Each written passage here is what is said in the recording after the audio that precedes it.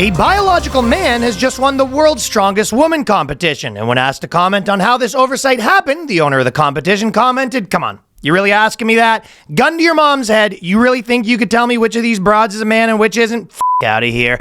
We start looking at every chick we suspect to be a man, we're gonna be here for a while." At this point, the head of PR for the world's strongest women competition intervened to say what he means is he believes trans women are, when Dave interrupted, "I'm saying they all look like dudes. Is that clear enough for you? Do I gotta spell it out for you? You got eyeballs, don't you?" At which point the PR person intervened again to say, "Okay, well, she is technically a woman." When Dave interrupted, "Sure, bud, whatever you say." When asked to comment on the uncovered fact that the world's strongest woman was also a transgender porn star, the league president said, "Nasty work." The boys. It's the BOYSCAST. The lads. It's the BOYSCAST. The dudes. Prepare yourself for BOYSCAST. The bros. It's the BOYSCAST. The homies. It's the BOYSCAST. The dudes. Experience the BOYSCAST. The boys. Cast. Boys, boys, boys, boys, boys, boys, boys, boys, boys, boys, boys, boys, boys, boys, boys, boys, boys. And just like Charlie Sheen, Danny also experimented with a few people. Not gay, dog. Not gay. World's strongest man's a woman. Yeah. By the Who way, would have seen it? can you imagine being in a place in your life where you have to watch that and you go, nothing's funny there? You have to watch out with those jokes. And Yeah, you're you're going to end just up on worried the that Mark you're gonna Maron do one podcast tour. Yeah, you're gonna worry. You're gonna be like, I'm like, what was that? I know. What was that noise just came out of The you? fuck was that? What was that? The world's strongest woman was a man. I screwed Of that up. course, she's a man. Every time I see like clips of a lot of those Hollywood comedians doing their podcast tour, it's just like the way that they talk about Austin. They're just like, every show in Austin is someone sacrificing a trans baby on stage doing Essentially. like the way that they just like every joke top to bottom. It's just a guy comes in, they bring a trans person on stage, he stone cold stunners them. They bring another one, mandible claw to a trans person on the stage. You go, I don't know if that's happening. Yeah, They go, it's not- every joke. Not quite what's going on. Dude, I see so many clips on the internet where it's just like, I went to Austin, I walked on stage, and they're just, you know what I mean? They just throw rocks at you if you're, you know. Oh yeah, And you're just like, okay. bit hyperbolic. You know what I was kind of thinking about in terms of the different comedy types, period, where you go.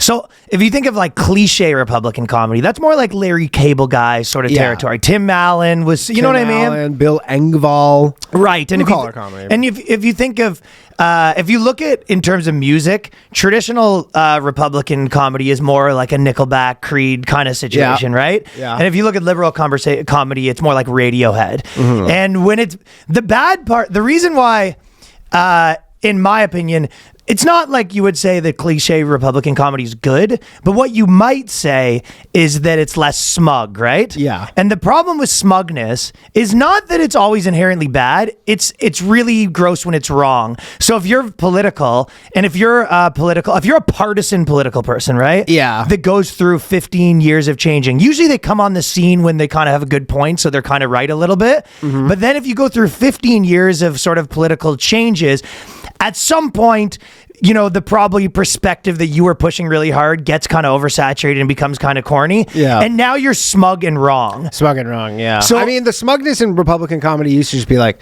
we have jobs. No, they're not smug. But that's what the smug, and you go, that's not really that smug. No. So I don't think there's that, it's more dumb, Mm-hmm. right? It's more like, at its cliche, it's more dumb versus smug. Sure. You know, the cliche like smug liberal Yeah. versus the cliche dumb trailer park guy. Yeah. Or NASCAR guy, you know what I mean? Right, He's yeah. funner and dumber, where the liberal, you could say cliche version Yeah. is smarter and smugger. Right. Like it used to be like literally throwing a southern accent on any person who was Yes. dumb. You're just like, yeah, this is how a dumb guy talks. Yeah, I think Nate Bargatze was kind of saying that where when they were talking, you know, in the terms of Hollywood, where they kind of have a lot of, conversations of like, oh, they only write the brown guys the terrorist. He's like, you only write every person with my accent as the dumbest racist. Yeah. He's for like, sure. I'm auditioning for the role of like lyncher number 4, you know? That's true. That's true. But yeah, it's kind of, you know, if you think of a band like Radiohead, And Chappelle had that a little bit, but Radiohead, where it's kind of like you just sort of accept that they're good, right? You go like, why is they good? There's that where you're like, it's just accepted that I'm right. Yeah. I don't have to explain They're it. popular enough where you don't need to explain it. You just go, they're popular. Well, you could say that about Nickelback, though, and the argument would be like, they do have to explain why they're good. Well, yeah, I guess. Yeah, So because they ascribed all these negative characteristics to the audience. Right. Yeah. You go, oh, Nickelback fan. Yeah, and so that's why the Nickelback fan, it's like, people just assume they're bad, which they kind of are, and Nickelback rips. but not as bad as people say they are. No. It's not as bad. It's like, listen, Nickelback's not good. You're not as good as they say you are. You're Never made it as a wise man. I couldn't cut it as a poor. That's all we can do on YouTube without getting a strike. That's Danny. That's Danny jerking off in his house, looking into the mirror. Yeah. And we all just want to be. I mean, we all knew that the hate was a little overblown on Of course, Nickelback and hate's always too overblown. Yeah. But I think that's with super smug city comedy. It like if you're on a moment where you're kind of, you know what, that stuff is out of control, right? Yeah. But then once it flips to where you're not really right anymore, being wrong and smug is like now you're the comic book store guy, Right. And when the Simpsons comic book store guy, course. and when the Simpson comic book store guy's wrong. Yeah. That's the worst thing that you could be is super smug and wrong. Right. Would you go as far as to say that Israel is the Nickelback of countries? They're not that bad. I think they're the smug and wrong of countries. They're Radiohead. Yeah, they're Radiohead. Radiohead loves Israel too. That's a Radiohead. Tom York does love Israel. Yeah. Radiohead Just don't took some question fucking them. knocks for performing in Israel. That is true, and it's like anyone who trashes Radiohead, you're like, oh, you don't get it. You go, no, I get it. They had one album that had bangers on it, Yeah. and then the guy just jacked off on 19 albums in a row. Yeah, now you're and like, boop, beep, boop, beep, boop, beep, boop, beep, beep, boop. He's jacking off for 19 albums. I have to take that jizz on my face, and then they want you to ask for more. More, please. And then you go, no, they want you to take the jizz on your face, and you go, oh, by the way, that was $8,000 for the cheap seats of jizz. Yeah, it was the best jizz you've ever had. Anyways, All right. I also Louis C.K. has been on his tour, and he was talking about the punching down, punching up thing. Mm-hmm. And we can move on from comedy after this. But I thought that he had an okay. We've been sort of, obviously most people that I'd say spent a lot of time thinking about comedy for real understand that the way that people are talking about punching down and punching up is like retarded. Of course. But then he sort of said, he was just like, he had a good point where he was kind of like, if you think of like a CEO, like a big CEO of the company versus, janitor at a company. And he was like, if janitor comes into the company and tells the boss, like, fuck you, we've had enough, you're kind of like, yeah, hell yeah, give it to him. That's like the perfect thing. But if the CEO of the company just walks by and like pours his coffee on the janitor, you go, well, that's the funnier one. Yeah, of course. So it can be funny. Like that was obviously, and I've thought of like Toby from The Office. Yeah. There's no real, like the power dynamic is Michael Scott's the big man, guy. yeah. And then Toby is the guy who human resources, for some reason, he just doesn't like him for no reason. Yeah. He's lower than him and he walks in the room and it's like fucking Toby. Yeah, just hates him. Yeah. And he's just a punching bag for no reason. And you go, well, that's funny. It's funny, yeah. So you go, so the answer is, yeah, both. And it could have also been funny in a scenario where course. the boss is everyone's laughing at. So, Jim laughs at the boss and that's a funny dynamic. Yeah, I mean, also anybody who even spoke about punching down in comedy they were doing so to advance their own careers. I know you make a good point where sometimes you get sucked into even defending stuff where you go, this was a power play. They Yeah. didn't give a shit. They were just like, yeah, these people punching down, if I complain about them enough, I can take their spot. yeah. That's how their minds work. They go, I can have their spot now. I know, you're right. I get sucked into a little bit. Like it's arguing with a woman sometimes. Yeah. Where it's not about that. No, it's not about They're mad. They've picked a thing, and then you start being like, well, that doesn't even make sense. They don't. That's Yeah. Oh, you like they're gonna be like, oh yes, good point. Yeah, you're arguing with a fucking wall. Yeah, they're not even listening to you because they're arguing to other people about you. So it's not about getting to the bottom of what the answer is here. Yeah, and luckily we're somehow through this because I mean I'll even say with this trans whatever person the strong World's woman, strongest woman. like 2 years ago we've been like people would be like, good for her, holding that crown, and we're definitely not stripping her of this victory. No, we are stripping 24 her hours. down and putting her on the internet because she was a porn star. Yeah. We're now all subscribing to her OnlyFans and pretending like we like it. Who is watching that? Like a 350-pound weightlifter woman with a dick. Who is? A lot of freaks out there. There's man. too many freaks. A lot of freaks. That's the internet just allowed everybody to find their thing, you know? This used to Yeah. be, dude, like this existed in the 80s, but it was a classified ad in the back of some like weird magazine. Yeah. You had to like send in like a self-addressed stamp envelope with Yeah. $50 in cash, and then a VHS came to your door. Yeah, and the And it was VHS in an this. unmarked package, and you Oh, watch yeah. it like The Hobbit. Yeah, you have to like immediately like change the name to like Bob and Barb's Wedding, like 1986 or something, so nobody ever like thinks to look at it. Bob and Barb's Wedding. You put a padlock on the inside of your door. You got the 5. Yeah. What's Bob and Barb been up to? And you gooned it to this video for the rest of your life. It wasn't just like, oh, there's another one too. There's a whole scene of this. You go, no, there's this one video. Yeah. It was like a snuff film. You just go, there's one of these. Remember when the Chyna Playboy came out? Chyna, the wrestler. Oh, Chyna. I thought you. So was like, Chyna, the wrestler, had famously huge clit. Thing was like a fucking thumb, is what I've heard. Is what we've heard. Well, that came out, and if you think about it, back in the day, that huge deal. This wrestler's like, I'm going to show my tits, and she kind of looked like a man. Now that's super normal. They're all doing that, and they look more like men. Yeah. Yeah. They look more like men, and it's more common. Real strong jawline. Like if you look back at this one and you compare that to Chyna, you go, China's a dime if she. Oh, in comparison. You know, she's 10 if yeah. she's a 2. Oh, yeah, that looks like a Samoan dude in a wig. And barely a wig. It's like barely a wig. It's like a little long hair. Yes. Yeah. So, it's moved fast in a 20-year span. Moving where, too fast, some might say. Yeah, people remember Chyna was, this wrestler that, kind of looked like a man. X, baby. Badass. Yeah. Sort of dated Triple H for real. Which is interesting because Triple H, for how big of a star he was, he sort of just ran through beat wrestlers and then ended up with Stephanie McMahon. You fuck who's around, Ryan. That's what powerful people do. That's what busy, powerful people do. Is just whoever's just kicking around. Right, but Triple H in the height of his... But there were some hot ones. That's like, it's not like they're like, oh, there's no hot... Like, no, there were plenty of hot chicks. Sort of. I don't know. Man. But I don't know what Triple H. Stephanie McMahon's not Stephanie that McMahon. bad. Oh, when I was a young lad, I liked the Stephanie McMahon. Really? Oh, yeah, I did.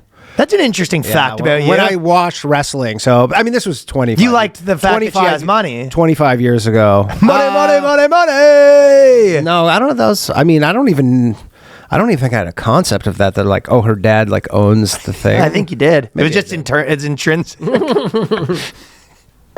It's just in you. I was a fan. So Ellen DeGeneres has moved back. I think wow. Rosie O'Donnell's next. Ellen DeGeneres, who... Yeah, well, they're learning what the fucking winter in the Cotswolds is like. Good point. These are California people. She's literally like, I haven't seen the sun in 6 months. What the hell? I can't eat any more potato meals. No, I can't. No more potatoes, and I like to see the sun occasionally. But I sort of had respect for them a little bit, that there were a few of these people that if Trump wins again, I'm out of here. They actually left. And then they didn't even make it the full term. If he won again, if he lost the next one, if he loses, Sure. if he loses the next one, then she could be like, all right, I did. And you're kind of like respect. Yeah. See, I disagree with that actually. Because Okay, I'm listening. I'll respect a person who you go, yeah, I'm like a plumber.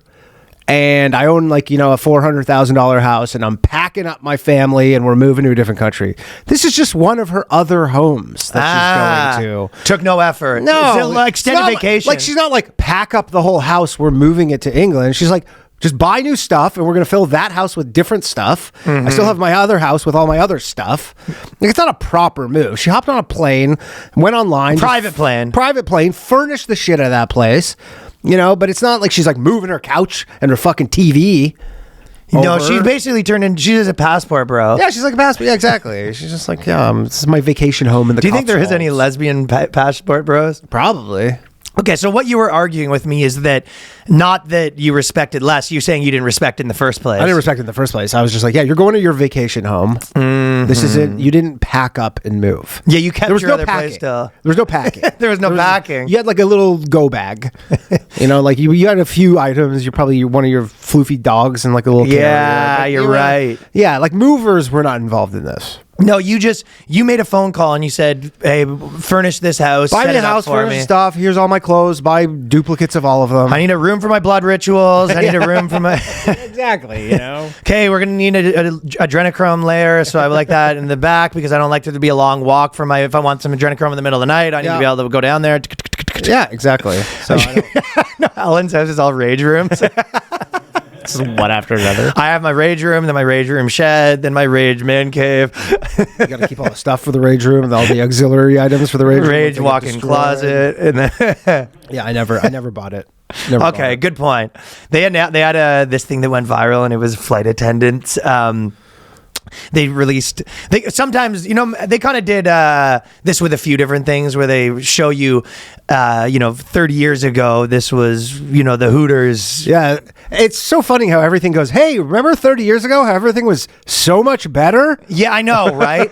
Well, they basically released this thing, and they're just like, look at this insane list of what it used to be a flight attendant. They're like, they had to be hot, they couldn't be grumpy, and you're like, where the new list is they have to be grumpy and a gay dude. Yeah, exactly.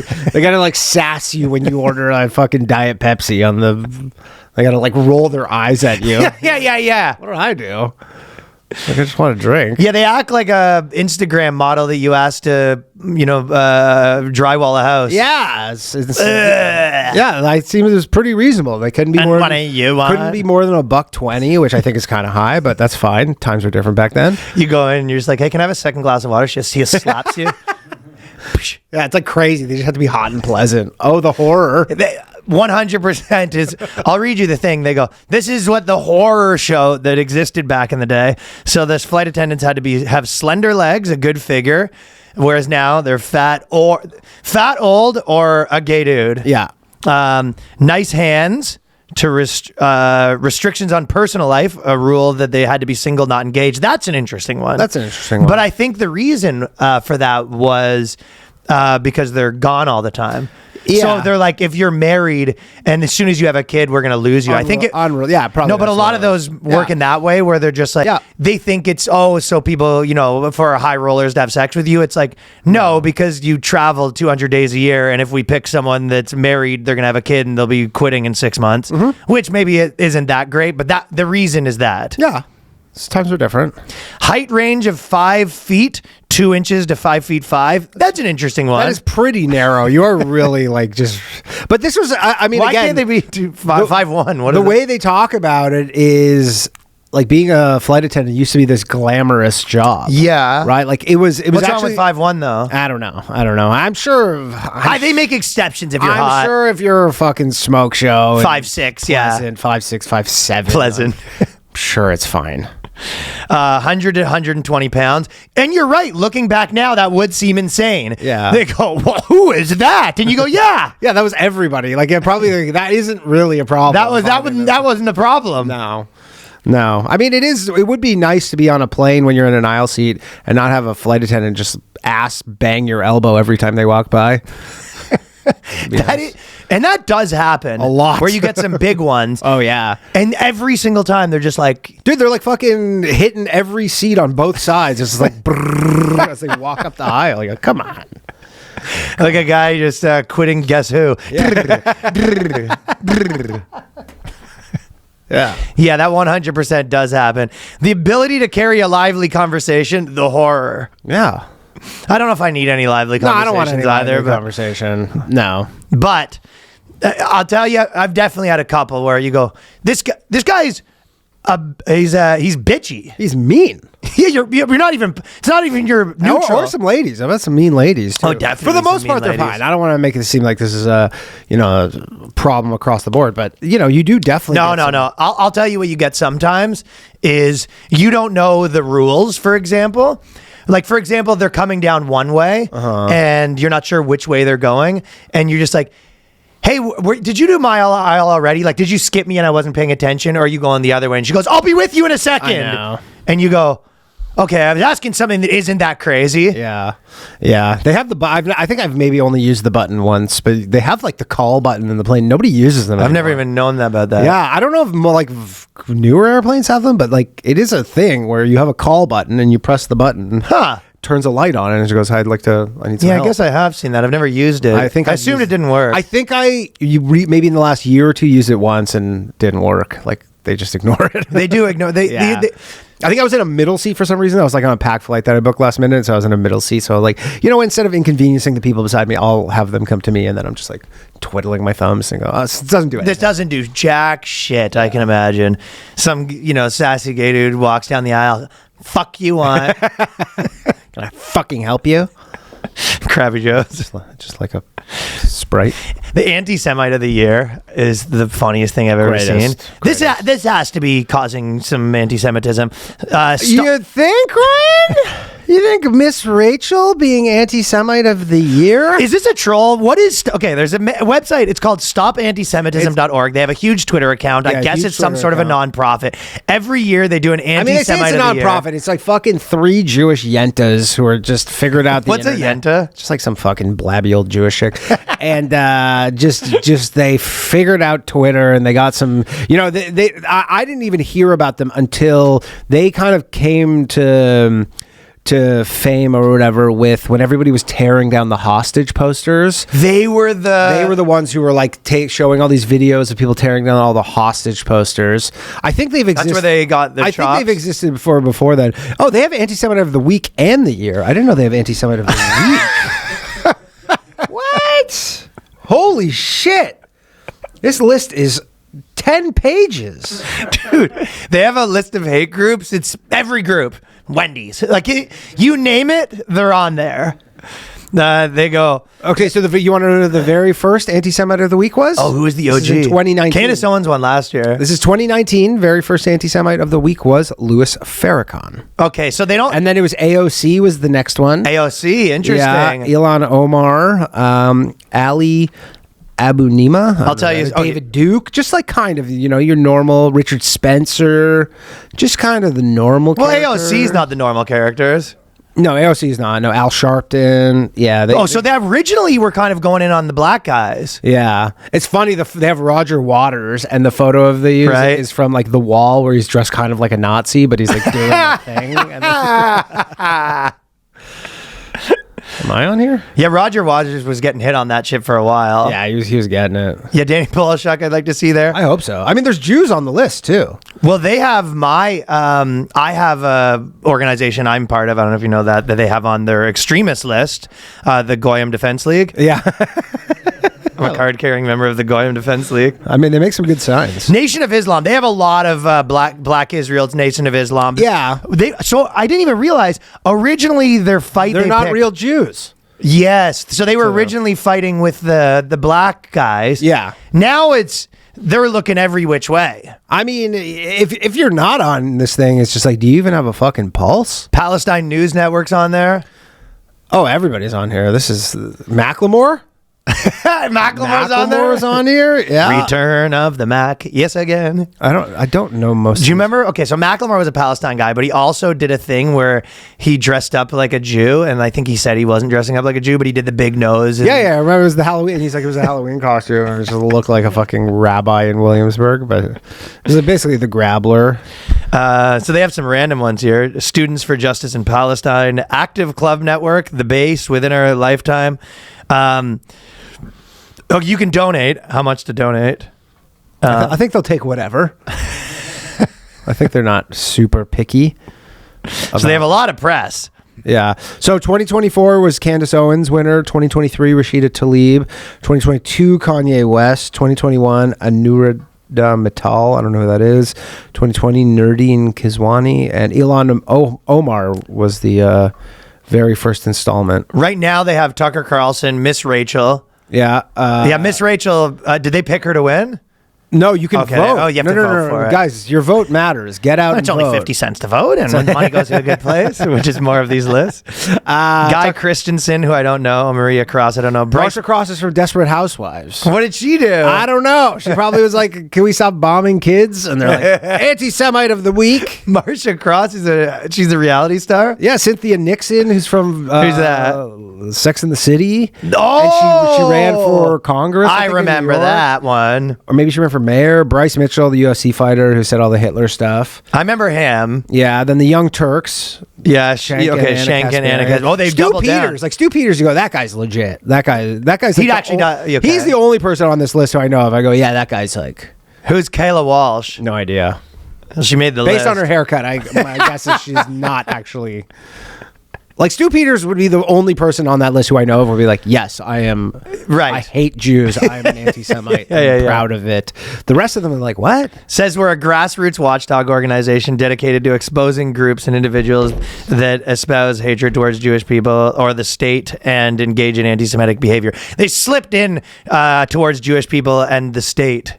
So they slipped that one in. Yeah, I think they're kind of opening it up for. Yeah, Kayla Walsh, she's just like tweets about Gaza. So she says she's. Well, whoever is donating to that, you should get your money back because they're not helping. They're not helping. It's a laughing stock. It is quite the laughing stock.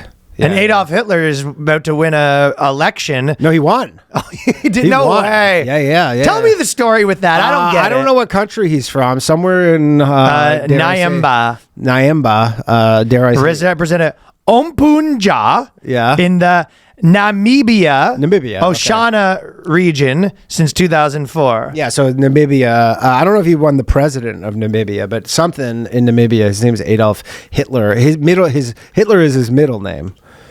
So his name's like, Adolf Hitler something. and who named him that? Himself? Did he change his name No, to I that? think his parents named him that.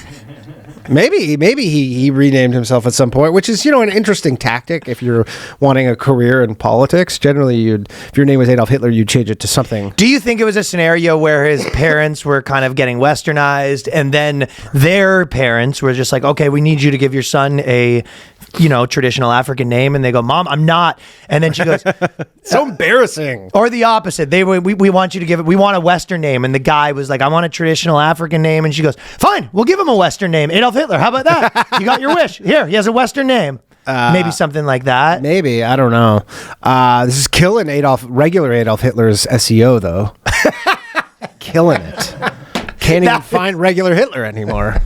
All I find is some guy named Adolf Hitler Unona from Wow. Namibia. Do you think that was a trick from Antisemitism? I don't know. Yeah, maybe Stop Antisemitism is putting him up to this. Yeah. That way people search for Adolf Hitler and this is the only guy they find. Right. So He's smart. His parents named him that, Very and you don't think he cunning. changed his name to that? I don't know. I don't think he has a Wikipedia. Oh, there's his. Here we go. Adolf Hitler Unona. He says he's ditching the notorious Nazi leader's surname, so he's going to ditch it. 1965, is a Namibian Swapo politician who served as counselor of Ompunja from 2004. He served as the People Liberation Army during the anti-apartheid struggle. He attracted international media attention due to his unusual name, as he was named for the Nazi German leader Adolf Hitler. As were many other African children whose parents were aware of Hitler's power in Europe. Oh, this yet is a were normal unaware thing? of the name's negative connotations. Okay. You guys just missed that part? I mean, first off, he was. Stop it. I don't know how long. I don't want to, cast aspersions here. I don't know how long it takes for news to make it from Germany to Namibia. My guess is not 20 years. Yeah, Where he was yeah. born in 1965. Like, it's not like, he was born in 46. Like, we really didn't hear about that. Like Backstreet Boys or New Kids on the Block is the biggest band in Namibia right now, kind of deal. They're just like, we didn't know. 1965. You're kidding me. Yeah. What? He's bad? Yeah, I'm naming my kid John Charles Manson. Yeah, I had no Long. idea. I just thought he was good for the economy. What's the guy that I can do the impression of? What's his name? The serial killer, Ed Gaines. Oh, Ed Gaines? Danny Ed Gaines bullshit. Yeah, I had no clue. I like that there's lots of Adolf Hitlers. Like, you're doing roll call in a school in Namibia. It goes, Adolf Can't- Hitler, that's just hilarious. nine arms go up. yeah. Here. Higher. Here. Boys, this podcast is brought to you in part by Stash. What if you could start investing without ever picking a single stock? With Stash, the experts handle the hard part for you. Stash isn't just another investment app. It's a registered investment advisor that combines automated investing with expert guidance, so you don't have to worry about figuring it out on your own. You can choose from personalized investments, or you can let Stash's award-winning smart portfolio do the work for you. With Stash, investing doesn't feel like gambling. It's simple, smart, stress-free, so your money can finally start working as hard as you do. Get access to world-class financial advice with personalized guidance for just $3 monthly subscription. Stash has already helped millions of Americans reach their financial goals, so don't let your money just sit around. Put it to work with Stash. Go to get.stash.com/boyscast and see how you can receive $25 towards your first stock purchase, and you can view important disclosures. That is getstash.com/boyscast. Paid non-client endorsement, not representative of clients, and is not a guarantee. Investment advisory services offered by Stash Investments LLC, an SEC registered investment advisor. Investing involves risk. Offer is subject to T's and C's. Boys, according to the National Institute of Health, as many as 30 million men in the U.S. experienced ED. It is more common than a bad night's sleep. The good news, Hims makes getting access to treatment simple so you can feel like yourself again without the stress and awkwardness. Now, I personally am on multiple Hims things, and this helps you feel like your normal self. There's a million reasons why. Oh, yeah. We're talking hair pills. We're talking D pills. Oh, yeah. Maybe you just need a boost. Maybe you need to get it souped Good for the up. gym. Oh, Good the for the pumps? Pumps in the gym. Forget about keeps it. you bricked up at the same time. Through Hims, you can get access to personalized prescription treatment options for ED like Hard Mints, SexRS, plus Climax control if prescribed. Hims offers access to ED treatments ranging from trusted generics that cost 95% less than brand names and Hard Mints if prescribed. You shouldn't have to go to your way to feel like yourself, so Hims brings expert care straight to you with 100% online access to personalized treatments that put your goals first, so you don't have to go in. You're online in the comfort of your own home, not sitting there next to some bozo. To get simple online access to personal, affordable care for ED, hair loss, weight loss, and more, visit hims.com/boyscast. That is hims.com/boyscast for your free online visit. hims.com/boyscast. Actual price will depend on product and subscription plan. Featured products include compounded drug products, which the FDA does not approve or verify for safety, effectiveness, or quality. Prescription required. See website for details, restrictions, and important safety information. Okay, so the school system, there's been a bunch of school news, and this is something that I'm going to start you with the headline of an article just to explain to people the situation that's been going on in these schools, and this is every Western country. Your kids are nothing more than a revenue stream in jobs programs for adults. Yeah. And so Adult daycare. it essentially tracks in all of these schools the amount that the administration goes up, right? Sure. And every time they Any give bureaucracy, really. every bureaucracy, but how a company works in general, if you're running any sort of company, the idea is that if you get more money, you're kind of like, okay, well, we can put that into output and kind of stay our system. If you don't have more kids and you get more money, you're like, oh, now we can have another secretary. You go, why did you need another secretary?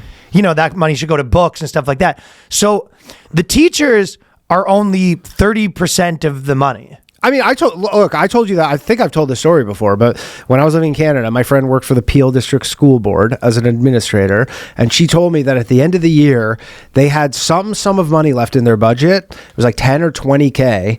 And the deal is you have to spend the money, because if you don't spend the money the next year... Someone else just told me a similar thing with their organization. They don't give you... They won't increase your budget, classic, right? yeah. We go, well, you didn't need that money, so they spent, I think it was like 20 grand, 10 grand on chocolate business cards. For everybody at the Peel District School Board, they go, we're going to get chocolate business cards. And their buddy ran a chocolate business card thing. Of course. But it's just, what's the most expensive way we could buy chocolate? Because if you're like, oh, let's just go get some Ferrero Rochers, you're like, that's a fucking truck worth. Like, that's crazy. We need ones that are like, these things cost $5 each. $5 a piece. $5 a card. So they got chocolate business cards so they could just zero out their budget. And no one is burning money more than teachers. Oh, buddy. And then they go, they go, we'll spend way more per student. And you go, how did that work? You go, they're actually doing worse. Funny enough. So the one that I heard was a little less funny, but they're just like, we had like $20,000 at the end of, or whatever the amount was left of the other thing. So we just go, oh, let's buy some sensitivity training. So they go, okay, we had to drop the 20 grand on training for the teachers. And they came in and they're just like, hey, don't punch your coworker in the face. Don't be racist. Don't be sexist. Yeah. No fake tits. What? No fake tits. So, okay. So that's what the situation they're in, where these teachers are, the unions and the teachers and the teacher bureaucracy are kind of like the homeless people, where there is a racket. Of course. Of course there is. Anybody who's getting paid by the government, they are trying to extract. Yeah, they're extorting. Yeah, they're trying to extract. And again, teachers, because it depends where, because I'm sure a lot of, like, in this example, this teacher's like, yeah, I was making 120 grand a year. But for the most part, what you hear about teachers is they're actually severely underpaid. Well, they have to, do you know how many secretaries they had? A lot.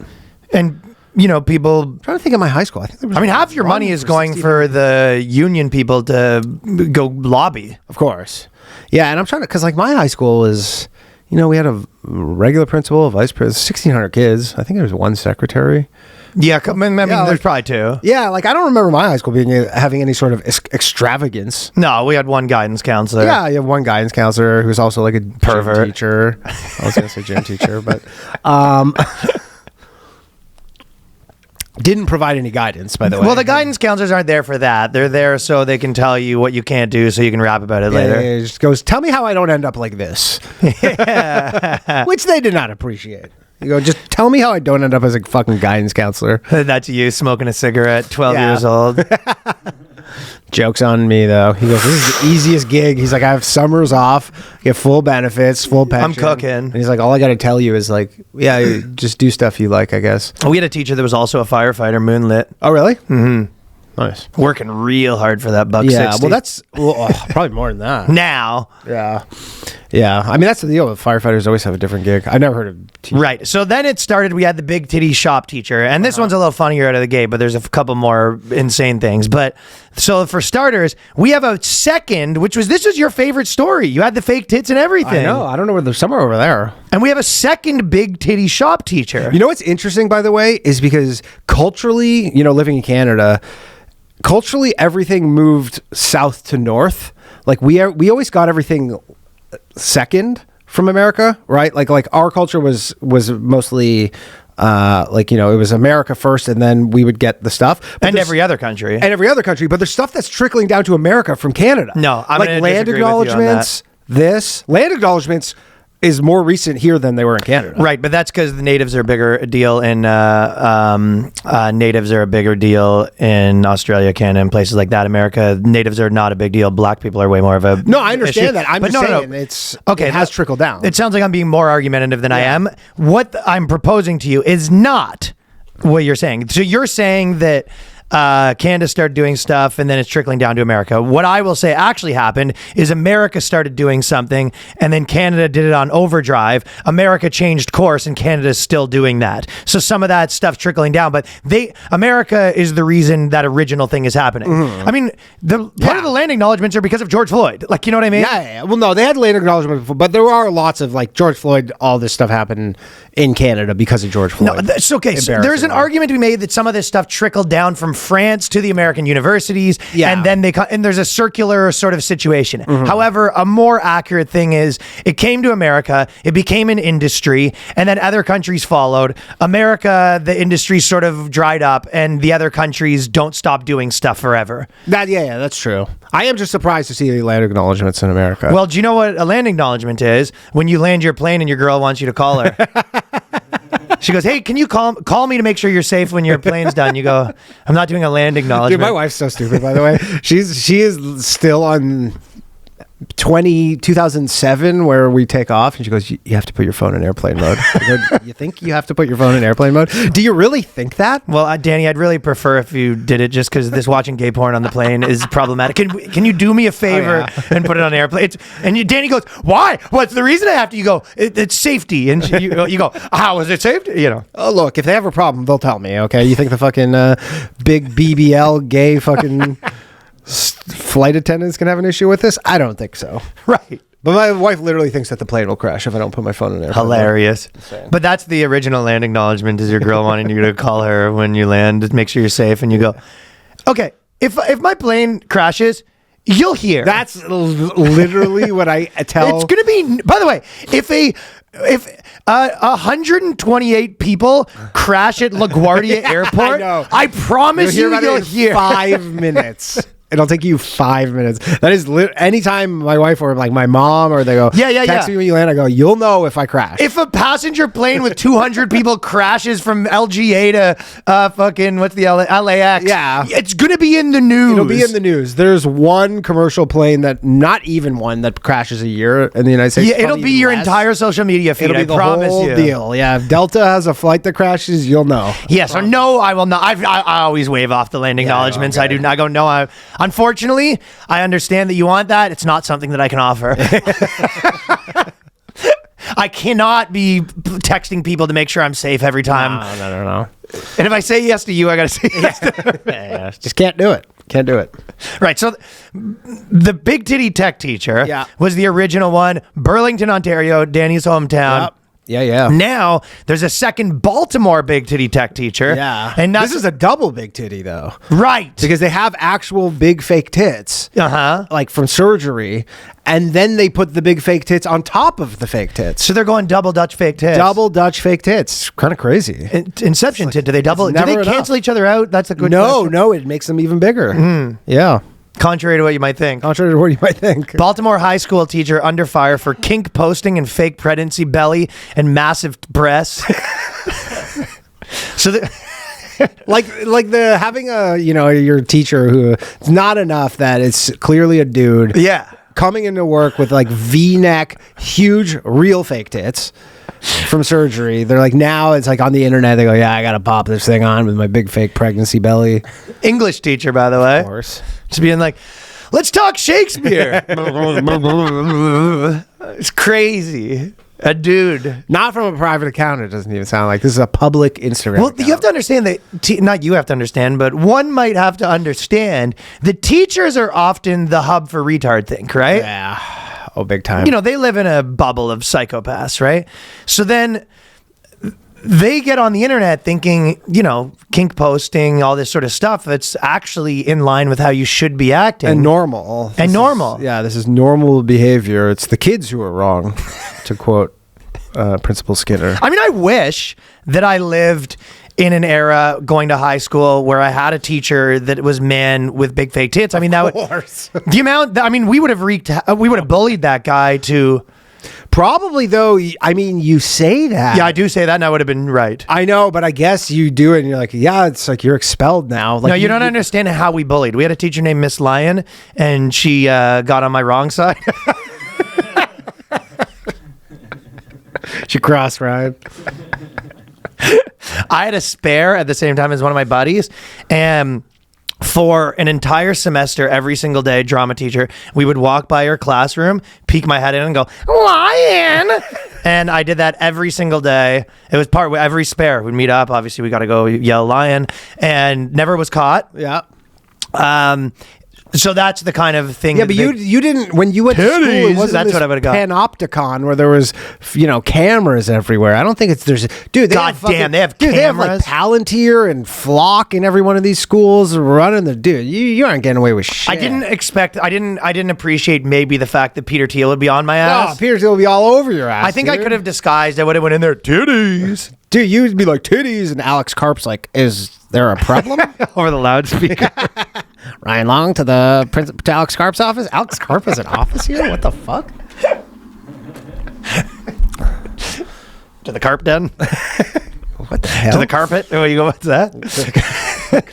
Alex, that's where Alex Karp has you lie down. The carpet. Yeah. The carpet. I think you get like one, and then they're just like, yeah, I guess you're going to a new school now. Okay, so, I would have had to get creative. You'd have to get really creative. I would have found the big titty tech teacher's number. I would have been in his chats while he was doing his live streams. Yeah. I would have been doing buddy. Oh, well, that's so. With You this think one, I can't get? I'm like the mafia. I can get to you. Yeah. This one is a little different because this one's like from social media. So I would have all sorts of fake accounts. You're getting in there, buddy. I would have had this tech teacher going to meet up people to suck them off for $1,000, and he would have been showing up to an empty bus station while we film him. Yeah, that's fair. You think I can't touch you? It's like a mob. Get you anywhere, dude. You think they got Epstein. We're getting you, okay? You can get touched. Put it that way. You can get touched. And you can probably get touched by this kinky tech teacher. Yeah. In a TikTok compilation, the non-binary 9th grade English teacher dons an absurd pregnancy prosthetic, gently holds the fake belly. The fake belly's something else. Yeah. So they're like, I'm a pregnant chick with big fake tits over my already fake tits. Yeah. And then I just go into my And job I'm a man. as an English teacher. Yes, and born a man. You know, I used to have a joke back in the day. This was kind of like 3 years into comedy, where one of the things I was saying was, it was kind of about Burning Man, that I was saying that, like, you know, a lot of times that stuff sounds fun until you're just like watching your wife get, like, you know, tuned up by some guy with a shell necklace on and being like having a record scratch, like, you know, how did I get here? And just being like, what am I doing? I'm a teacher. Yeah, sure. All this sort of stuff. And that is the reality now with these freaks. Yeah. Yeah. You know, freaks probably it's probably a different version of freak that existed before, but I mean, all my teachers were, you know, I went to school in like They used to late just molest the 90s, students. like early 2000s. It's like they're just like sweet old ladies. really, mine were not. Yeah, mine was just like most of the teachers. You had some younger ones, and they were nice, and everybody was. Nah, mine was, you know, like people that you know to be younger than us now. Yeah. Oh, yeah. And I remember one time, Mr. Kramer, we caught him smoking a cigarette, and he didn't hear the end of that. No, see, Smoking's bad, Mr. Kramer, but you got me hooked. I don't know what to tell you. No, we never had. Dude, all my teachers were so normal. The most we had was my gym teacher, who was like this roided out dude. We had a couple roided out dudes. Yeah, he was a gym Real teacher. roided. And he ended up being the coach of McMaster football team. We had a teacher who got reprimanded because he kept fighting students. I had I had Mr. Somerset. I used to do a joke about him, but he punched a kid out. He was like, he was the auto shop teacher, and some kid deleted all his files for the year because he like didn't keep proper files, and the kid just pressed a button on his like. What's his last name? Mr. Somerset. The Somerset files. Dude, he was yeah. But he was like this. I can't even like. He was this like wiry, skinny dude. He was an auto mechanic by trade. Like that's what but he taught one. Yeah. Like, you know, one Took class. this gig. Took this gig and he would just smoke and he was one of those dudes smoking like just full ash kind of deal, you know, like just smoking in the auto shop class or whatever, and then he just punched this one kid out. And then I guess that was the end of That was tenure. the end of Mr. Somerset. Yeah, and just back to his shop. Mr. Probably SummerSlam. drinking. Yeah, Mr. Somerset probably drinking. I love Mr. Somerset.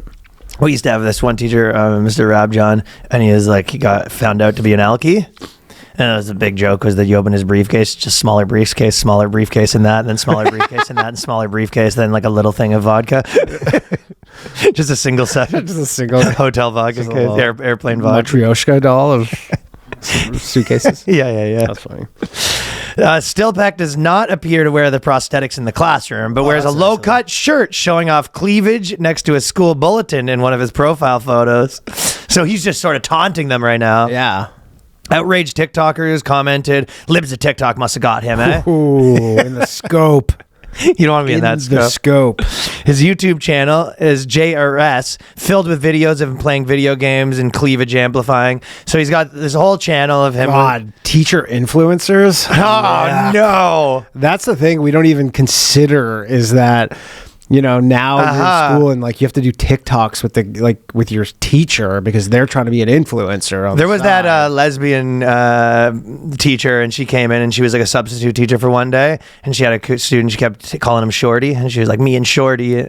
People were just like, "Yeah, you can't say that about the kids or whatever." She got fired, and she was only a substitute teacher for like one day. It was like basically the lesbian chick from The Wire. Right. She looked like. Here's an interesting fact about students. Male students show more tolerance for political enemies than females show for their allies. So they did a big study, and Interesting. it's women get that in-group. Yeah. That in-group is, I think that was... They don't know how to float around. I think Kurt said this, but it was Kurt saying that someone else said this, but the good thing about women is also the bad thing about women. The good thing about women is they're ride or die. The bad thing about women is they're ride or die for someone else. Yeah. Accurate. Like, but once the ride or die... Yeah, it's ride. Yeah, it can be bad. That does make sense though. Guys are, you know, especially this is what age is this? This is just students in general? Well, the problem with these students that are, they have no tolerance for their political enemies, they haven't been destroyed with facts and reason yet. Ben Shapiro hasn't showed up yet. So they need to be destroyed with facts and reason first and logic. That'd be good. You know how they have like, they always have those cases where someone pretends like he's like, 30 and he pretends to be 16 to go back to high school, but like to basically rape chicks. Like they need that, but you just pretend to go back to just destroy classmates. Like you're like a Daily Wire plant. You're just like a 30-year-old. You're just going back and just pretending to take classes just so you could just ideologically destroy your classmates. Or the opposite, where, someone's coming in to destroy and you have to disguise yourself as a teacher and go through this long process so you could not get destroyed. Not get destroyed. You can save them from getting destroyed. Yeah. I'll answer this. That's what you're saving the others. You're on a mission to save students from getting ideologically destroyed. Yeah. And then it turns out, you go and you just get destroyed too. He's too good. He's too good. I'm 4 years down the drain. Okay, so this was kind of my central theory of why this stuff's interesting to me. So Canada, and this is happening obviously other places as well, this conversation that all of the gym influencers are alt-right pipelines, right? Yeah. We've talked about that in the past. So London has a big bunch of this. There's different school districts. I think New York had one too, where they're just like, we need to ban this sort of stuff. In Canada, the conversation's a little broader, where they're kind of like, we need the government to step in and stop these fitness influencers, right? And this is something that's been going on for a while. But listen to how much testosterone this guy has. This is the guy who's in charge of stopping gym content. Just imagine you're this guy and you finish a long day of trying to get the government to censor gym content for men and getting in shape content. Yeah. And then you walk into your wife like, oh. Young men start to take on those narratives. They start to accept those ideologies, those ways, those narratives, those advices that are often this guy skips leg day and arm day, disguised as improving, improving self-esteem, improving their own looks and physique and so forth. But often incorporating deeply hateful, misogynistic attitudes, blaming women, blaming immigrants and newcomer communities for all the problems. Right. They start working on their women. They start working on their biceps. They end working on a plan to save the white race. They need to separate this ideological working out from the rest of the stuff. Can you not compartmentalize? Be like, hey, working out's fine. No, they can't. And by the way, you know what else they can't? They can't separate it. They also don't understand what a male space looks like. No. And you go, yes, sometimes they get outrageous. And by the way, of course, sometimes they get outrageous. My argument is not so much that, you're right. There's people on the internet that say stuff you don't like. Uh-huh. But the other way around, you can't have it both ways, where you go, all of the girl blogs, what happened after 5 years of that? They ended up fat, depressed, single, fat, with mental illness, fat. So you go, what's worse? Do you know what I mean? And they're docile when they're depressed, though, because then you're depressed. We get them on SSRIs, easy to control. You're a customer. Yeah, exactly. This is a lot easier to manage that than some rambunctious, high testosterone young man. Yeah. So this freak. Mm-hmm. Umberto. Well, I think he's got a French accent too. We just need to make sure that the men aren't working out too much, because once they start working out, well, bad things can happen. I went to a gym once. The guys were grunting. Still think about that every day. Yeah, this guy's a big calisthenics guy only. First, you start working out with men, watching other men work out. Next thing you know, you stop being gay. And if you stop being gay, then who are you? Happened to me. Had to start being gay again. Spent a week at the glory hole. Gay, I'm gay again. Gay again. I'm happy to report I'm gay again. I had to stop watching those things. I got my testosterone down, luckily. Yeah, so... Yeah. This guy is the global co-chair of the Men Engage Alliance. Global co-chair of Dicks in His Mouth. Member of the Advancing Gender Equality Standing Commission. He's the co-chair of the glory hole. Dork. You're a dork, bud. You're a fucking dork, bud. Yeah, exactly. So, but then you go to him, you go, and what about this stuff? Here's an article. How about this? I virtually pegged a guy, and it was the best sex of my life. And your ideology. You got your teachers with fucking tits on. Yeah. You got women deciding that, I want to be a depressed, mentally ill, fatso. Sure. That's also puts a strap on and has And then does a Zoom call does with a guy Zoom who's pegging just with a fucking guy. going to town with a dilly on his own ass. If he went and he wanted to say, listen, there's some extremism on both sides, and it seems pretty extreme. that's my point. And it's not like I even agree. I still would say people are allowed to say what they want's better. Yeah. But if you make that argument, I go, at least your brain's not broken. Where he goes, there's actually nothing wrong with something that statistically has made people's lives worse off and made them in a worse situation. But this man one, you go, if you took both of them and you go, men that started listening to workout content, which oftentimes it can lead to get rich content. Ooh. Sure. Yeah. And yes, it does talk. They talk about the Jews here and there. It comes up. Who owns the gyms? It comes up. I'm not. You ever heard of Gold's Gym? Yeah, exactly. Fresh and Fit's a little more fresh and a little less fit. I know that. But there's still majority of the gym influencer gym. And you go, yeah, that's going to happen. But this is worse. Yeah. The thing that you're promoting's worse. For sure. It's not helping. What do you think's gayer, getting virtually pegged or pegged in real life? Well, you've done both. Which one felt gayer? I don't know. I'm asking you. Virtually pegged, obviously less gay. Virtually pegged, less gay. What do you mean? They're both. Yeah, I don't know. Yeah, I think the one where you have a dildo actually in your ass is a little gayer. I think virtually pegged is you have a dildo in your ass, you're putting it in your ass. All right, so then they're both pretty gay. Yeah. No, you thought? No, I assumed getting virtually pegged is he has the dildo and he's going to town on himself while she just watches wearing a strap on from a Zoom call. Pretty tough one, actually. It's not that cut and dry. No, it's not cut and dry, but obviously putting a dildo in your own ass is less gay than having a dildo put in your ass. Although, if it was against your will, that's the least gay. Like if someone in jail. Yeah, it's not gay at all. If it's against your Like if you tried to fight it off, and then eventually. and then you just have a knife to your throat and you're just like, fuck this. Depends on what your face looks like. That you're right. Because if you're just like fine, that's less gay than being like don't mind if I do. You're not going to fight this at all. It is what it is. When in Rome, It is what it is. yeah. If you have an is what it is attitude, like Yeah, it's okay, good. Yeah. she wants this, and I'm a dork and I'm a simp, and I can't say no to I cannot say no to you. Yeah. So that you're right. It can go either way, but in the most scenarios where you're enthusiastically consenting to this situation, and both Pretty gay.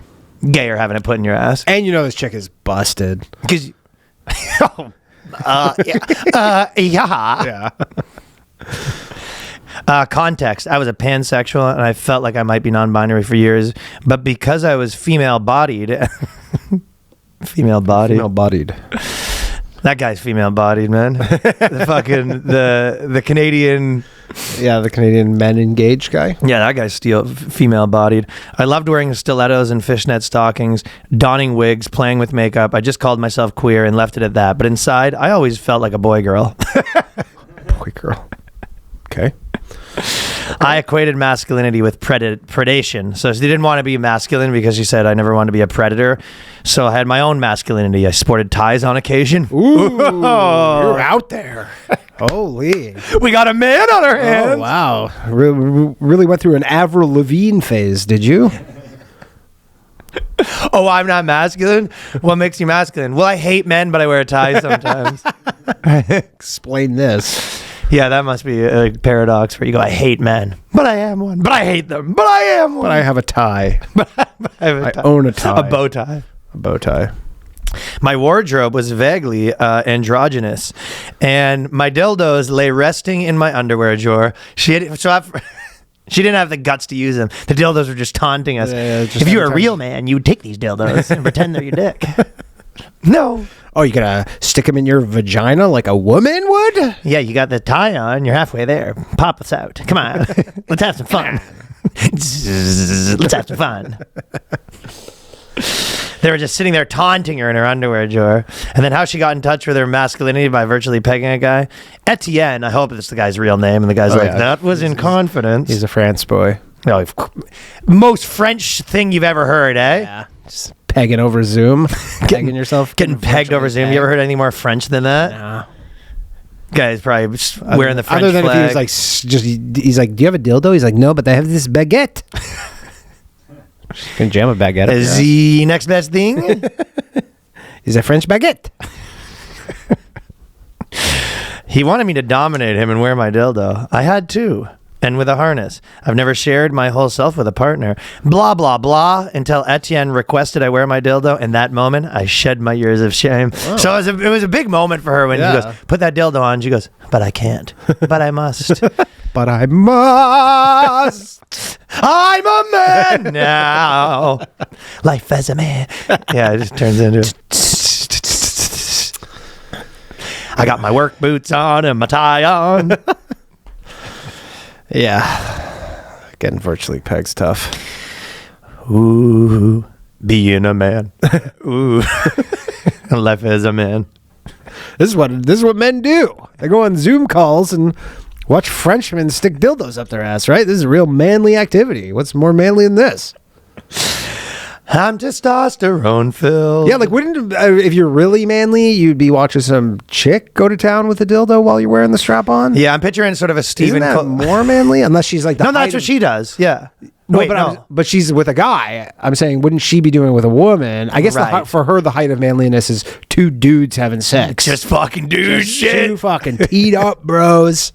fellas, Going to town on each other. Yeah, there's nothing more dudely than that. It's the height of manliness, of course. Do you think she's naked with just the tie and the dildo? Yeah. Yeah. just a earpiece, like old Jamaican man earpiece and a big belt buckle, alligator print shoes. Tim's. She's got the Timbs on for sure. Tim's on, a tie, Bluetooth earpiece, and then a strap on. Yeah. That's about right. Let's do this. They call me the Tool Man. The Tool Man. Not I am the Tool Man now. Etienne's command of the French language definitely gave him the advantage. Nothing manlier than a French language. But I kept up as best as I could, improvising with a quick Google search when necessary. So she was talking to him in French, and she's pretending to peg the guy on Zoom. I guess you're just standing there on Zoom going. He can't even see. I guess. And then she speaks on French, and then she's got Google Do you Translate. think he had a multicam set up? Because if he only has the one cam, then he can't even see. Yeah, how does he see it? I guess his ass is just facing the camera. Yeah, his ass is facing the camera, and he's maybe like looking behind him. behind. And then she's kind of like fake thrusting. Like you're literally seeing his head like poke between his legs. Peekaboo. She's like, this is what I'm watching right now is so manly. Seeing his head, his eyes, just the tip of his nose and his eyes poke out as he's fucking reaming himself out from behind. Just dude stuff. Dude shit. That's being a night. Hey, cheers to being a dude, huh? Yeah, Just nothing. crack a couple natty lights and There's nothing more, dude, than you have your drill in your one hand, your fake dick. He's like, wait, what are you doing with that drill though? Your fake dick on your vagina. Yeah.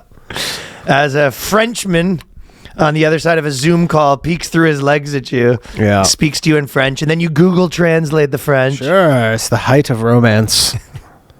It's rite of passage for a man, I believe. Maybe a French man. Yeah, that's right. Possible for a French man. Hey, baguette me. On our second date, Etienne revealed he wanted me to penetrate him with the dilly. I was ecstatic, though I had broached the topic before. None of my cis male lovers wanted to try it. Oh. Well, you found a real man. Hey, found a real French man.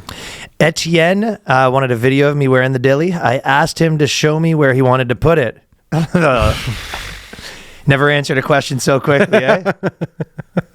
Yeah, a fucking arrow drew on the small of his back. Here comes the airplane.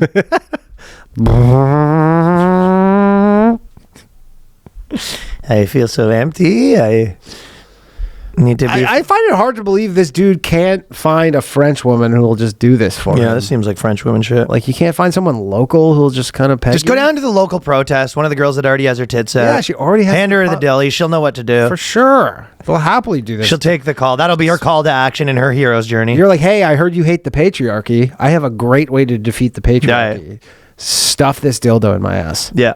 Yeah. Everyone wins. I don't know why he's got to go on the internet. I guess it's during COVID. Listen, we all got a little... Yeah. We all got a little squirrely during COVID. I'm not going to judge. We did some weird shit during COVID. Let's just memory hole everything that happened during COVID. The ecstasy I felt. Anyway, enough of this bullshit. Yeah. Fellas, AG1 is the daily health drink that combines your multivitamin, pre and probiotics, superfoods, and antioxidants into one simple green scoop. It's the easiest thing you can do to support your body. I've been doing AG1 for a while. Christmas is coming up. I'm going to be getting AG1 for the special men in my life. And by that, I mean dad, stepdad. Daddy stepped up. Dad, stepdad. They're both AG1 men right now. And AG1's always improving. If you're traveling over the holidays, you can bring the packs home. You know, it's a time. Great. It tastes great. It's the easiest thing that you will ever do. You're not mixing around with all these different multivitamins. You know it's good for you. You know it's good for you. Prebiotics, probiotics, everything you need.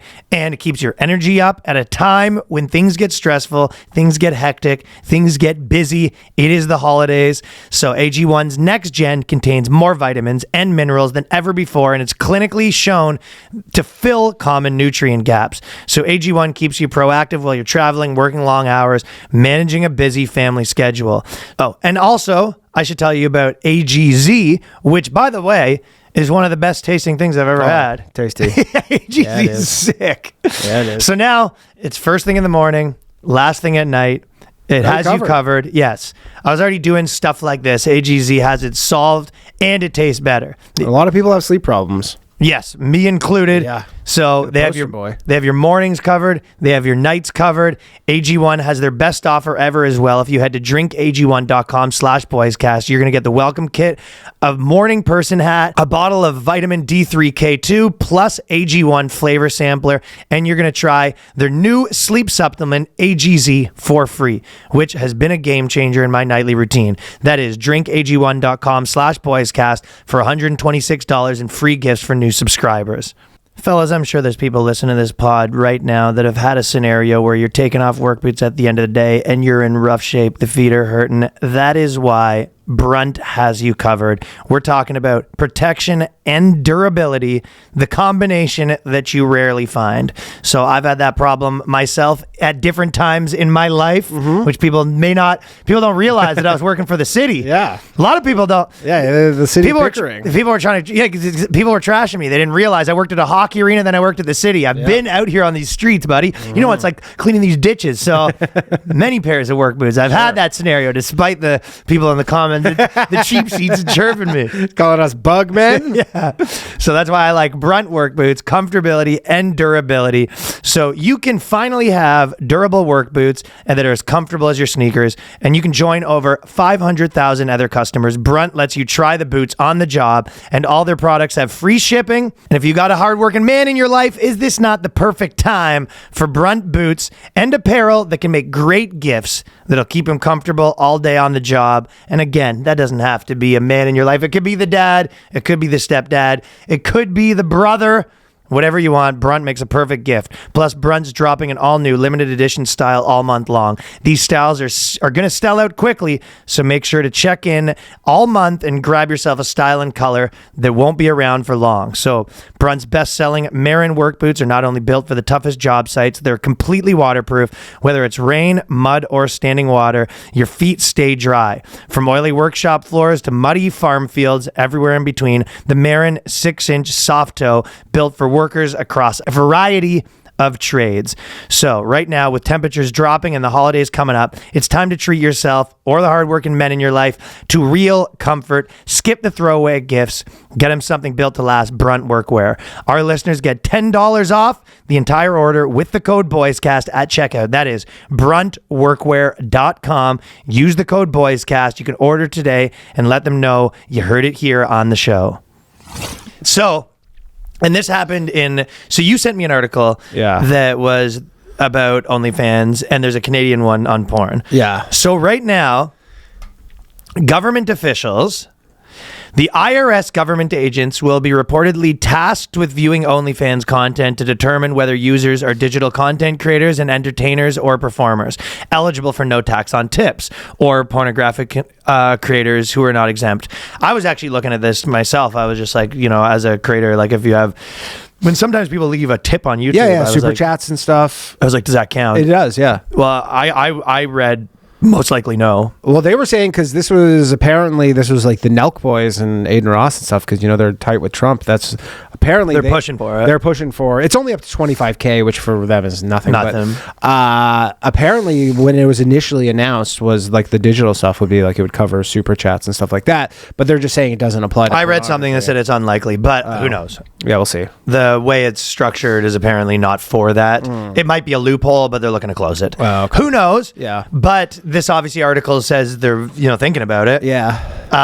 That being said, Pretty sick to be an IRS agent. what the fuck? The new fucking common phrase at IRS headquarters is working hard or hardly working, huh? This fucking see if these tips are valid or not. You go, are you leaving tips right now? He goes, Yeah, you got to get your hands dirty. sick. Man, they thought they wanted like everybody who working for ICE is like, wait, I could be working for IRS and just looking at OnlyFans shows all day. I know. It's good job. So that was the first one. And then in Canada, people don't know this, they have a quota of Canadian content. So you basically get Drake and Justin Bieber. Yeah. And CRTC removes Canadian content requirements for sexually explicit content. And I didn't even know. I didn't know this. Yeah, I didn't know this existed. It's a shame though. You're never gonna get to see any porn anymore. Where she's like, "Oh, fucking muck my barn, bud." You don't get to see any of that anymore. It's gone. It's just gonna be Americans now. No more mucking barn. You want to smash pissers there, bud?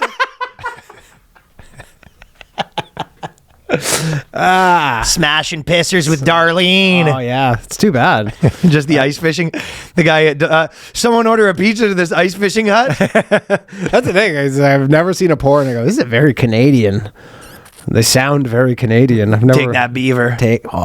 Well, no, Pornhub is in Canada. Yeah, I know. It's a Canadian company, but it's just the actual content. I've never been like, oh, this seems. But it's so funny that they had that where they're just saying, you need to put a certain amount of Canadian porn. You go, you're kind of incentivizing people to be like porn stars by porn, essentially. Yeah, it's just ridiculous.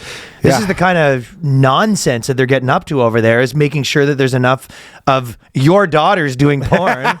Now it's not. Now they freed them from it. Now they just have to compete like everybody else. Right. Yeah. So the wacky stuff that's going Wacky on. stuff, yeah. And this is my point when they have all this wacky stuff that's going on and they go, gym influencers are the problem. You go, buds, screw right off, eh? Fuck yeah, bud. No, this is what happens when you have a million bureaucrats. When the government is the number one employer, they go, dude, I was do lots of shit. I was kind of listening to that thing about the guy. Well, the guy. It was one of the guys who wrote a book on MK Ultra. But they've there's 4,000 people talking about MK Ultra, obviously in our world as well. But I didn't. It's interesting how the stripper shit's where they basically had people going to like meet prostitutes and stuff like that, and then they had the glass wall where people would watch. And these guys just had like free reign where the government was, not watching them. And essentially they're just like, well, we can't tell you what's happening, so you can have plausible deniability and all this sort of stuff. And imagine you went to get like a prosty and they put acid in your drink and then you're just tripping balls and there's a two-way mirror watching. Dude, the things that, and then you come home from that and your life's ruined, like your brain's all fucked up because they OD'd you, which I know a guy who did acid. So do you, that did too much acid, and that guy's not home anymore. I gave it to him. Wow, I forgot about that. I was the one that started that. Oh no, I was talking about the other one. Oh, okay. Remember you? Or do you have two? Well, I'm the one we know, our friend. Didn't you have another one that did too many? Oh no! So I had a buddy who, he's not a comic, who he was in India and he had 2 vials of liquid acid. One of them was concentrate and the other one was like diluted, I guess. So like one drop in one of them was 100 hits of acid and the other dropper was 1 hit of acid. Yeah. He didn't label them for some reason. And then he went to do acid with this girl. He's like, I'm not sure which one's which. And he was in India at the time. He's like a white guy, but he's from India. But he took the wrong one, and so he took 200 hits of acid at once. And I hadn't seen him for like 5 years. And the next time I saw him, I was like, something off about this guy. And someone told you that? A mutual friend was like, yeah, this happened. And then he told me about it. He's like, dude, I was like literally in the hospital. They like strapped into a gurney because he was like freaking out. It took him like 4 days to get over it. I mean, it took him probably till now. He's still not completely over it. Yeah. He was a bit. It was a bit of an odd, not oddball, but it was just like it was. Guy in our high school, he broke into the high school and started stacking all the chairs in a row, and then the police came in and put him in the loony bin. Really? Yeah. That's funny. There's lots of those stories though, where people did too much, and you go, that guy's gone. I have a couple friends that, drug wise, were just the guy that I grew up with is not in there anymore. Yeah, His brain is fundamentally changed. That is a different person. I know somebody who I think is actually from weed, who a guy I went to summer camp with, who basically is like, and again, it's hard to say whether this has happened otherwise. Was he schizophrenic and the weed got to it? Yeah, exactly. Like what chicken and egg thing or whatever. But yeah, he was like, I remember seeing him because he did comedy for a little bit in Toronto, and I remember he showed up to the corner and he was being all fucking weird and like. He didn't even recognize me, and like we knew each other pretty well, and he didn't even know who I was. He was the guy who I said on this podcast. We're on Facebook. I like went and checked on his Facebook, and he was just jacking off on Facebook. He posted a video of himself jacking off on Facebook. That's why you don't smoke weed, kids. That's a funny. I mean, that is like an old school weed commercial where they go, kind of. This is your drugs. Yeah. Tim Jones started smoking weed. Now he's jacking off on Facebook.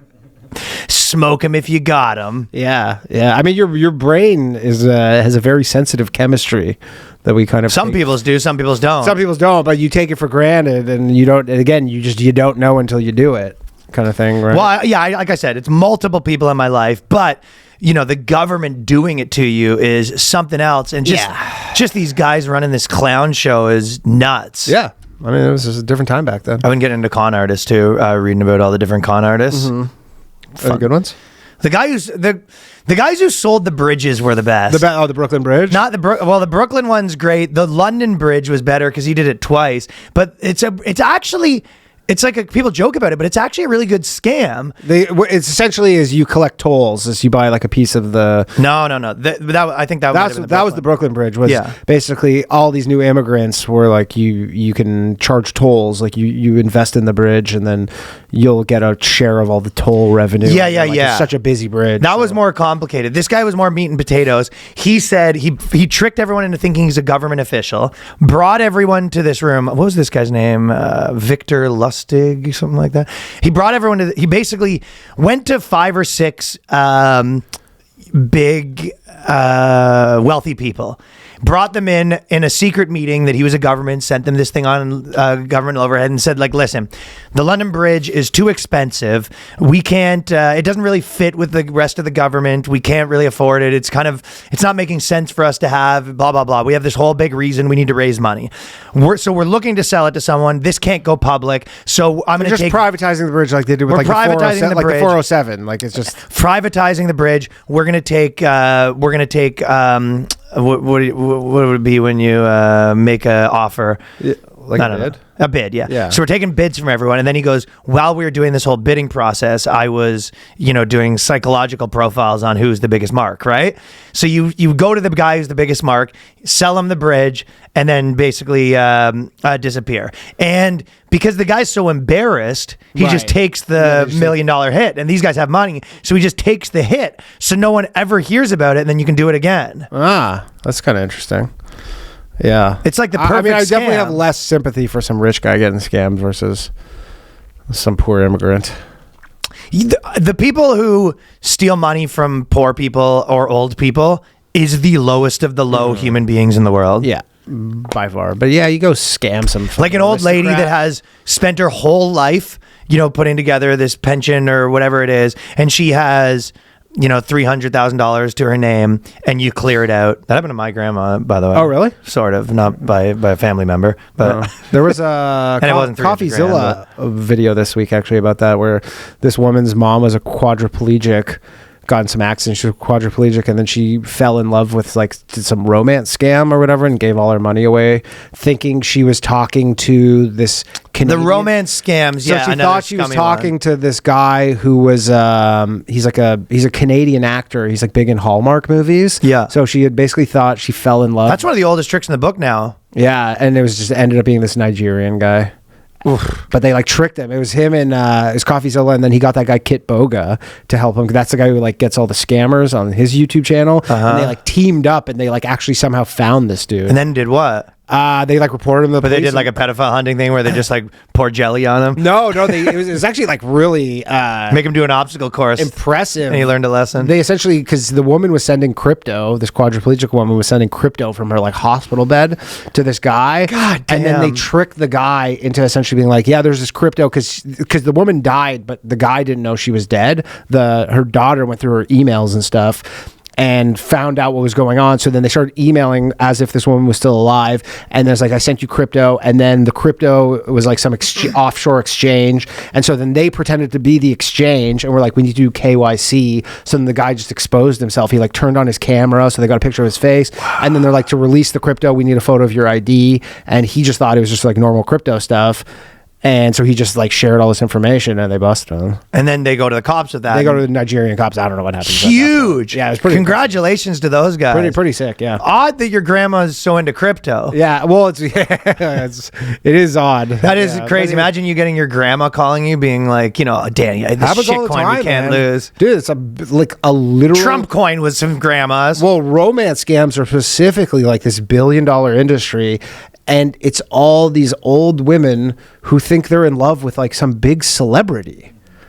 Fuck. Like, it's literally like, yeah, Brad Pitt can't say anything, but him and I are in love secretly on the internet. Don't tell anybody.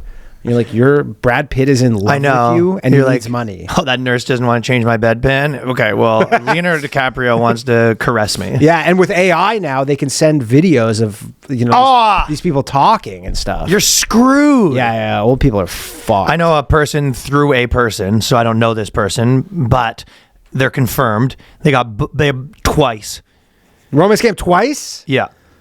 Fool you twice. The craziest part about this whole thing is I don't get how they I get how they get tricked. I don't get how they figure out crypto.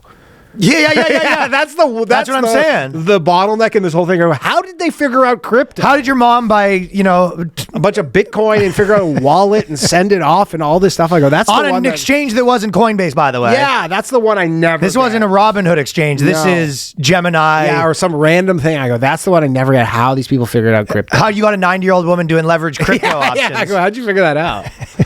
Like if I could not in a million years explain to one of my grandparents how to use Bitcoin, or what it is even. Someone in our patreon.com/theboyfriend/theboyscast. Check it out. Just sent us this movie. It's called Heated Rivalry. I sent it. Did I not send that to you? No, someone else sent Oh, it. to me. I thought I sent it. was in to our you. Patreon chat. It's a TV show on Crave. It's a TV show on Crave. Well, I think it was. Yeah, you're right. It's on HBO Max. Yeah, in the HBO US, Max but- in the States, but Crave. Yeah. It's a Crave production. This is the kind of shit they are up to in Canada. The right government's paying for. now. This is what your tax dollars in Canada are at work. Heated rivalry. It's just a hockey TV show, right? Just who doesn't like a fucking little puck? Oh, Up your ass? Explain the show, Ryan. oh. You know what'd be good for Christmas? We all like puck here. Yeah, fucking cool. Christmas World Juniors doesn't start till Boxing Day, so Christmas Day we get a little early on the hockey action. So that's Heated a little Rivalry, Heated Rivalry is a popular 2025 television popular. It series hasn't come out yet. Shut up. Shut up. about two rival professional hockey players, Shane Hollander and Ilya Razanov, who have a secret romantic relationship. The series is based on a novel by Rachel Reed and premiered on Crave. It follows the pair's years-long entanglement that evolves from a secret fling and a complex love story while they maintain a public rivalry on the ice. Yeah. So Sidney Crosby, and he's just sucking off. Ovechkin, basically. Yeah. This is like the Canada, like the Canada Cup or whatever series. And what was the one with the Russians? Yeah. Tretiak and Paul Henderson sucking each other off. For years. Yeah, for years. But they could never tell. They could never tell his soul their decadent secret. Just want to say that he played a good game out there, looked really hot, and I like the way that his ass was moving when he made that final goal, Yeah, that hip check made me feel something down there. Not gonna lie. We tried our best there. We played a really good game. It moved a little bit, and Yeah, it's tight in the corners, tighter than his ass. I mean, It's everyone just getting hit from behind. Yeah. See, the show I want is those two guys gay, and then everyone finding out, and they're just like, oh my god, Fucking gross, hey? But the announcer yeah. or the Canadian announcer, fucking gross. Something else. That's tax dollars hard at work. That's what No pun. that's what Canadians want. Of course. I mean, if you did market research right now on what type of TV shows your average fucking you know what they did, dude up Danny? in Sudbury wants to see? I think this was their compromise. Listen, you guys like gay stuff. Yeah. You guys like hockey. No, I mean, the pitch something was, for everybody. The pitch was literally, you ever heard of Letterkenny? Gay. You know, everybody loves Letterkenny, right? Imagine they're all bumming each other. You go, that's Bumming. fucking amazing. That is, how do you think of this? They're bumming each other. But no, but you know what I mean? It's the one white guy at CBC. They're just like, and you always wanted to, fine. You happy? We're going to throw in, and we're throwing in hockey for Todd. Yeah. You know, sure. You happy? You finally get what you want. You've been saying we should do a hockey show. Everybody. The best is, there's some fucking boomers who are, What fucking, the? no, you're like, new hockey show. Fuck, right. See? Fucking finally getting some mileage out of One this for the white Crave man, subscription. All they do is put on gay shit all the time. Finally, a hockey show for the fucking white man. Grab me a 50. Let's fire this up. Turn it on. You go, what the hell? What in God? And there's like, I read an interview with the dude, it's Jacob Tierney, who he's, what show did he do? He's like pretty big time. He's Canadian, but I guess he's gay now, which is how this came. He, I think he did Letterkenny actually. Mm-hmm. He's behind Letterkenny, but apparently there's like sex scenes that are like 7 minutes long. In this hockey show. Because he was. Do they blow the whistle? Get the ref in on it. 2 minutes for high dickin'. Like the idea that there's not enough gay content in Canada. Hockey gay show. Like, who wants this? Fuck right off. 90-year-old Don Cherry. Go, Don, we want live reacts. Just put you on Twitch. Don Cherry watching this fucking show. You know, might put him in an early grave, to be honest. While we're on the topic, I'm just going to give a recommendation of the worst movie I've ever seen, which is the Colin Ferrel gambling movie called Ballad of a Small Player. Okay. And I guess he got some weird financing to make a movie about him gambling in Hong Kong. It was so bad. Yeah. He goes into a casino. Honestly, I can't even. It's not a documentary. Watch this movie. It is the worst movie I've ever seen in my life. Colin Ferrel, he must need money or something. Well, I mean, I hear this and I go, this guy owes a lot of money to a casino. This is kind of has Bruno Mars written all over it, where you got pretty in debt and they go, how do we can repay you? He must. Yeah. Also, there was a book, Alex Byron sent me this, but there's an Italian book, and it's called Your Wife Isn't Always Right. Marriage advice for men often comes wrapped in cliches, compromises, and polite lies. This book throws all that out the window. So it's just a book, and the title is Your Wife Isn't Always Right. And it said, #1 Italian Amazon bestseller. It's like a chick with a black eye on the front cover. Isn't that funny? It's like not a hit book, but it's just #1 Italian bestseller. How funny is that? It's like the Italian community liked Your Wife Isn't Always Right. Yeah, they did. Yeah, can we get this translated into every language on earth, possibly? So there's a big push to say that Tupac was gay, right? I saw that. Which Tupac, I've seen some of the footage, and there was a little, but the reason it's interesting to me is this was the meeting of the minds of university city libs and the rap community, right? And they both think everyone's gay. Yeah. Do you know? Yeah, they're wearing the dress for all the wrong reasons. Right. So if you think about, like, if the rap community if the lib community made a movie, it might be that all these rappers are gay, and a lot of people that are into any conspiracies, they would make a movie that all the rappers are gay. Right. This is like East Coast libs and then West Coast rappers. So like Tupac's gay. Yeah. But this is from the city lib perspective that Tupac was gay, and they said, for one thing, his outlandish personality, his look, his black nail varnish, and he once wore a cheerleader outfit. So they found people that were... Found him in the dress. Well, they found people that were kind of talking shit about how he was in college. But if you watch some of those old videos, he was like a drama kid. Yeah, he's a drama kid. He was a drama kid that turned into a lot of these drama kids turned into I'm like a hard rapper. Yeah.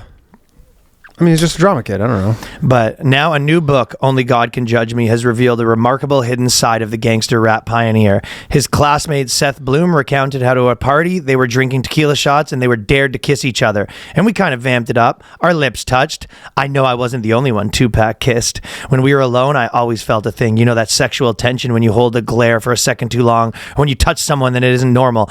On graduating, he bought a house in Atlanta. Questionable. But drawn back on his native city of New York, breaking hearts wherever he went, his womanizing was legendary. So they have nothing. Yeah, they have nothing. If you legendary womanizer wore a dress once.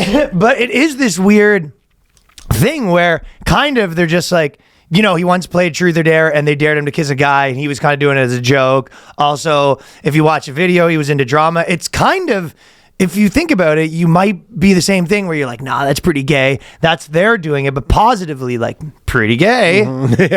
Yeah. This is the thing. Once you die, people are if you're famous enough and you die, everybody's coming out of their woodworks to make the case that you were gay. I know. Essentially, can't even just let you die. I have to just be like, yeah, you know, he was probably gay. Yeah, and they're doing it positively, and then some people are doing it negatively. The conspiracy theory world, and then also the lib world. Well, everybody wants to claim it for the wrong reason or for their reason, yeah. You know, there was a website called Learn Conversations, and someone sent this to us called Shatter the Male Ego, and they basically are giving women tutorials on how to shatter the male ego. Essentially how to neg guys. Yeah. But it's not even negging. I don't really get this, to be honest, because it sounds like the type of thing where you're on like a date with a guy, like just like, oh, you know, you're on a first date and then this guy's like an asshole and you go, what, you're just going to make this whole thing awkward and then never see him again? Just get free dinner and just fucking move on with your life. Well, it's terrible advice and the lines are terrible too. The lines are terrible. The whole idea of it makes no sense. Yeah, they're teaching women how to take men's ego down a peg. Yeah, you're like, oh, if a guy has a big ego and you're on a date with him, then you're like, okay, well, I don't like a guy like this, so let's just get my free dinner and that'll be that. I'll read the title of this thing. So it says 100 things to say that you can shadow a male ego and regain your power. But you are right. That's if you're on a date with a guy, why is your goal to shatter his ego? Yeah, you're like, if you get to that date and you're like, oh, this guy's an asshole. This article explores 100 things to shatter the male ego, not to empower you with words, challenge toxic masculinity, bravado, inflated self-worth. Whether you're dealing with a condescending boss, a gaslighting ex, or an entitled stranger, these insights will help you reclaim control through confidence. Tell me if any of these think you'd help. So if you tell someone you're surprisingly articulate. So what it really says is, I didn't expect intelligence from you. You remind me of someone less accomplished. Okay. That's a bold choice. I wouldn't dare do that. I love how you're so confident in any setting. So you're basically telling the guy he's overconfident. It's cute how serious you take yourself.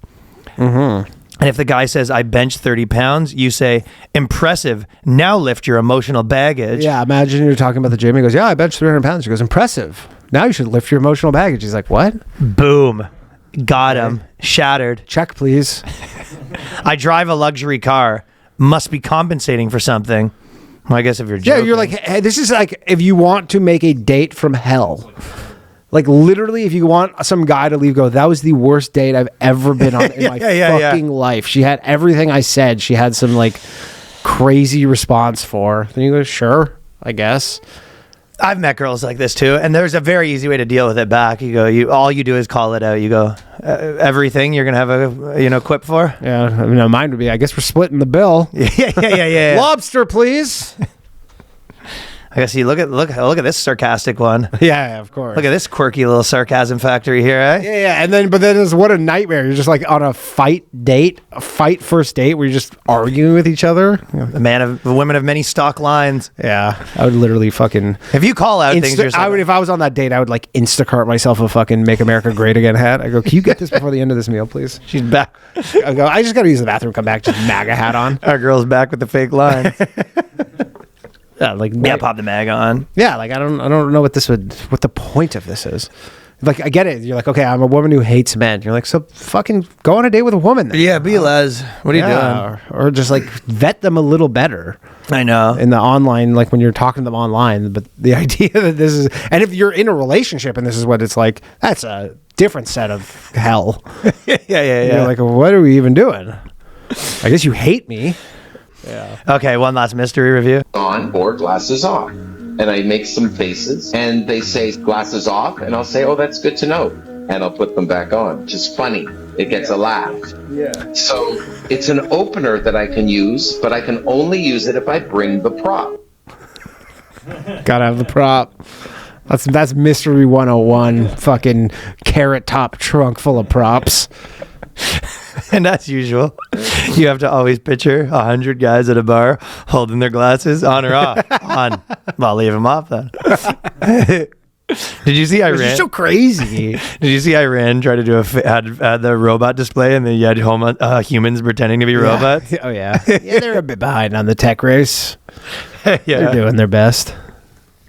But they had a bunch of guys and they're like doing the robot. They're trying. Come on. Goddamn. Okay, patreon.com/theboyscast. New episode every week. We'll see you guys later.